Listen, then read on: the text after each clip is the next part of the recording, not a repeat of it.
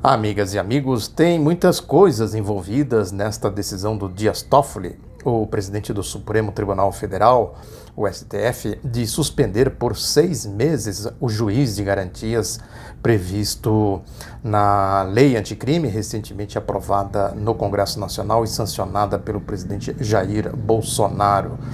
O Dias Toffoli não tem muitas explicações ainda na mídia sobre o motivo que levou ele a tomar essa decisão, mas uma das informações é de que o novo sistema ficará condicionado à organização dos tribunais ou ao prazo máximo de 6 meses. É a alegação de que não tem condições materiais. O Sérgio Moro mobilizou aí toda a sua turma. Os cachorros loucos andaram falando por aí, lavajatistas, bolsonaristas, sobretudo lavajatistas, né? Que agora essas facções não estão se batendo. Eles falaram muito isso, essa questão da estrutura, a rataria pretoriana midiática foi acionada para isso, o Grupo Globo e etc. Mas antes de prosseguir, eu sou Oswaldo Bertolino, jornalista e escritor. Este é o Outro Lado da Notícia. Bem-vindo ao Outro Lado da Notícia, bem-vindas, bem-vindos. Peço para você compartilhar, para você dar o like, para você comentar, para você, enfim, ajudar na dinâmica aqui do YouTube.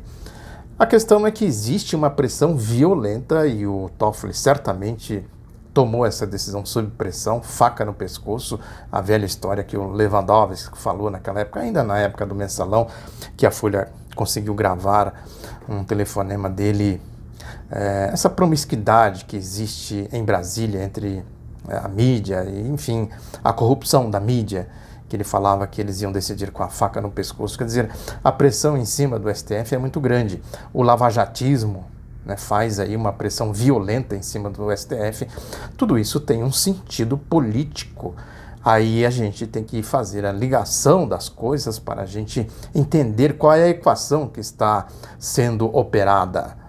Porque o Poder Judiciário foi utilizado, ele foi instrumentalizado pelo espectro da Operação Lava Jato. Quer dizer, o Poder Judiciário pouco se manifesta fora desse espectro da Operação Lava Jato, a não ser um ou outro ministro do STF aí que tem mais, vamos dizer assim, mais coragem, mais determinação de enfrentar essa máfia organizada, né? Podemos pegar aí os 3 ministros do STF que são mais determinados no enfrentamento com a máfia da Operação Lava Jato, sobretudo o Gilmar Mendes e o Lewandowski. O Marco Aurélio Mello de vez em quando dá umas rateadas, mas também ele tem enfrentado essa máfia organizada. De resto, a gente vê, eles não conseguem se implantar com muitas ramificações e por isso eles concentram o poder, né, dentro desse tribunal, né, um tribunal de exceção incrustado dentro do Poder Judiciário. Eles conseguiram instrumentalizar, organizar um braço no Rio de Janeiro, a máfia lá do Bretas, do Marcelo Bretas. Conseguiram também, com menos intensidade, organizar um braço em Brasília, com aquele juiz Valisney, não sei o que. De resto, eles não conseguiram organizar, né, a máfia deles, né, a quadrilha deles em outras regiões do país. Eu sempre indago aqui, por que não tem Lava Jato em Minas Gerais, no Ceará, em Pernambuco, na Bahia, no Amazonas, etc, etc. Exatamente isso, né, que eles precisam. Primeiro que eles vão exatamente onde estão os seus alvos. Como os alvos são limitados e eles circulam basicamente em São Paulo, né, que é PT, a esquerda, né, evidentemente, né, que aí é preciso também atuar no entorno da esquerda, que é a lógica para fazer o cerco, né, o sentido da atuação dessa máfia, né, desse poder paralelo de Estado de exceção, Freisler, nazifascista. Então eles vão fazendo aí todas essas operações que a gente sabe. Aí cria-se a indústria da delação premiada, enfim, todos os mecanismos da corrupção da Operação Lava Jato que a gente conhece aqui. Então, as coisas estão limitadas a esses alvos. Por isso que eles não... ou não existe, por exemplo, Caixa 2, que eles dizem, que é a história do Caixa 2. Toda a alegação deles é isso aí, Caixa 2. Não existe Caixa 2 no Amazonas, por exemplo. No Nordeste, no Norte, no Centro-Oeste, no Sul. Ensaiaram lá aquela história com o Beto Richa, mas ficou tudo cortina de fumaça, essas coisas que eu digo sempre aqui, né? Quer dizer, as evidências são muito claras. Essa história de fases, por exemplo, fase 1, fase, porque a fase eles vão fazendo a seletividade. O que eles querem desta fase? Querem isso.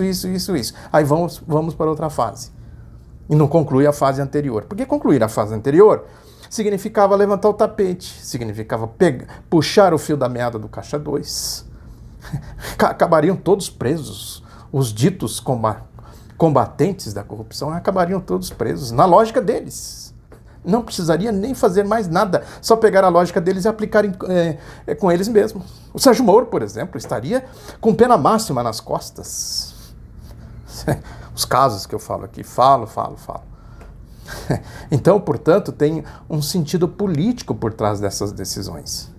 Tem um outro exemplo, claro, aí, né, que o jagunço da Lava Jato, o ladrão, Álvaro Dias, né, está aí com essa PEC, ele tem uma PEC aí, que foi feita sob medida. Eu até suspeito que isso foi feito nos estúdios do Grupo Globo, lá, estúdios, escritórios, sei lá o que, não sei como é que funciona a estrutura administrativa do Grupo Globo, né, que foi lá que foi feita essa PEC, essa proposta de emenda constitucional. O que ele quer fazer com isso? Ele quer acabar com o tal do foro de privilegiados, que ele chama de foro privilegiado, que não é foro privilegiado. Tem privilégio nenhum nisso. Foro garantia, como é que é? Garantias da função, né? Quem exerce uma função pública tem que ter prerrogativas para não sofrer os efeitos de uma mafiazinha qualquer que se organiza por aí, como é o caso da Lava Jato, e faz o que eles fizeram. Prerrogativa de função, esse que é o nome. Para não ficar exposto exatamente a um bandido que vai lá e diz, ó, aqui eu vou, né, por fato indeterminado, né, por delação, né, por convicção, eu vou te condenar, vou te prender, vou pedir para cassar o seu mandato, para dar um golpe em você, como deram na Dilma Rousseff, e etc. E vão fazendo as politicagens deles. Por que esse ladrão fez essa PEC? Há boa intenção em alguma atitude de um ladrão? Alguém consegue conceber um ladrão fazendo uma coisa, um ladrão convicto, é bom que se diga isso, ideológico, que é o jagunço da Operação Lava Jato, Álvaro Dias, né, fazer uma lei, não, vamos acabar com a impunidade, que eles dizem acabar com a impunidade. Se fosse para acabar com a impunidade, ele seria algemado imediatamente. Teria que dar conta de 1 milhão, 1 bilhão, roubo bilionário lá na Prefeitura de Maringá, em valores atualizados, eu digo. Sempre é bom fazer essa ênfase. Foram 500 milhões na época, década de 90, quando o Sérgio Moro era estagiário do seu compadre Erivaldo Souza. É bom sempre lembrar disso. Quem é o Sérgio Moro? Quem é o Erivaldo Souza? Né? Quem é o ladrão? Aí ele faz uma PEC que pela PEC ele teria que ser imediatamente preso. Prisão preventiva, vamos fazer aqui a investigação. Está lá no meu site, eu vou publicar de novo. Essas coisas a gente não pode esquecer nunca. O depoimento, né, do Paulic, Luiz Antônio Paulic, que foi assassinado lá em Maringá, que era o secretário da Fazenda da época. Ele, Álvaro Dias, o ladrão, e o Jaime Lerner pediram, eu fiz o levantamento do caso, eu falo sempre aqui, lá na Vara Criminal de Maringá, da Justiça Federal. Está lá, um juiz substituto concedeu o depoimento do Paulic para os dois, Álvaro Dias, o ladrão, e o Jaime Lerner. O que está escrito nesse depoimento do Paulic? Isso é segredo de Estado, né? Eles requereram e obtiveram. O Álvaro Dias não gosta de transparência. Cadê a transparência internacional lá da Lava Jato? Eles não falam de transparência? O Grupo Globo, cadê a transparência? Ô, ladrão, o que diz o depoimento do Paulic, o secretário da Fazenda assassinado em Maringá? Agora, no entanto, o ladrão fez a emenda. E aí hoje é dia 15 de janeiro, acho que é isso, é dia 15 de janeiro, né, tem a coluna do Merval Pereira, falando disso, da PEC do ladrão, que enfrenta a resistência dos políticos, É o linguajar típico da Lava Jato. Né? Os anjos que caíram do céu, que vieram aqui para limpar o país da classe política, não sei o que, é exatamente o discurso do Merval Pereira. Eu falo sempre do Merval Pereira, porque o Merval Pereira é o porta-voz dos marinhos, eu sempre digo isso. E tem um editorial do jornal O Globo falando exatamente dessa questão, né, que diz aqui o editorial. A coluna do Merval Pereira tem o título assim, Privilégios Mantidos. E o editorial do Globo fala aqui de juiz de primeira instância continua sob ataque. Vejam que é uma bandeira do Grupo Globo, da Lava Jato, da corrupção, claro. Porque quem tem condição, né, de pôr freios nessas quadrilhas é o Poder Legislativo, que é o poder mais democrático dos poderes da República. Não é à toa que ele é o mais atacado pelas máfias, pela mídia, pela Lava Jato, né, sobretudo pelo Grupo Globo. Né? Qualquer senador, qualquer deputado, por princípio, ele é ladrão. A imagem que eles passam é isso. Quando é exatamente o contrário. Porque quem faz esse tipo de ataque, por princípio, é ladrão. Porque quem diz isso não sou eu, é o Rui Barbosa. É uma frase atribuída, nem sei se é dele mesmo, né, mas é atribuída a ele. Circula por aí como sendo uma frase dele que ele diz que a pior ditadura é a ditadura do Poder Judiciário. Contra ela não há a quem recorrer. É isso. Quem vai condenar? Quem tem condição de pôr freio, não pode julgar, não pode condenar, não pode prender, o Poder Legislativo não pode fazer isso, né, com um juiz ladrão. Né? Mas pode pôr freios. Pode derrubar, por exemplo, essa emenda aí do ladrão da Lava Jato, o jagunço da Lava Jato, do Grupo Globo, o Álvaro Dias. Né? Pode criar o juiz de segunda instância, que o juiz de segunda instância também, né, cria empecilhos para a atuação das quadrilhas, do crime organizado dentro do Poder Judiciário. Então vejam que o sentido é esse. Quem tem condição de frear a atividade das quadrilhas, ou agora especificamente de uma quadrilha, a Lava Jato, é o Poder Legislativo. Evidentemente que não são todos, tem, né, a Lava Jato conseguiu, por exemplo, pôr o seu jagunço lá, e o seu jagunço conseguiu organizar um grupo, eu falei aqui recentemente disso, do Podemos aí, do ladrão, o ladrão que organizou esse grupo lá, né, a tal da prisão, o grupo da prisão em segunda instância. É isso, são instrumentais que eles vão dando na mão da quadrilha do Sérgio Moro, do Deltan Dallagnol. Né? Agora, um outro aspecto muito relevante em tudo isso. Isso faz parte de um projeto de poder, como foi em 64, como foi na Alemanha do Hitler.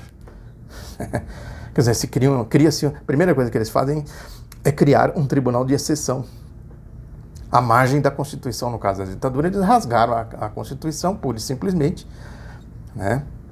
Ali os inquéritos policiais militares, as milícias do Bolsonaro da época, do Sérgio Moro na época, o DOI-CODE, Operação Bandeirantes, o bando do delegado Sérgio Paranhos Fleury no DOPS de São Paulo e outros DOPS por aí, outros DOI-CODE também por aí. Então, aí se criaram uma institucionalidade, um entulho autoritário, como dizia Ulisses Guimarães, né? Um estado de exceção. A lógica vem agora, com esse golpe, com a eleição da extrema-direita, o sentido político, eu sempre digo aqui que a Lava Jato é o epicentro de todo esse processo golpista, porque é isso que o Rui Barbosa diz, ou teria dito, não sei se a frase é dele, que a pior ditadura é a ditadura do Poder Judiciário, contra ela não há a quem recorrer.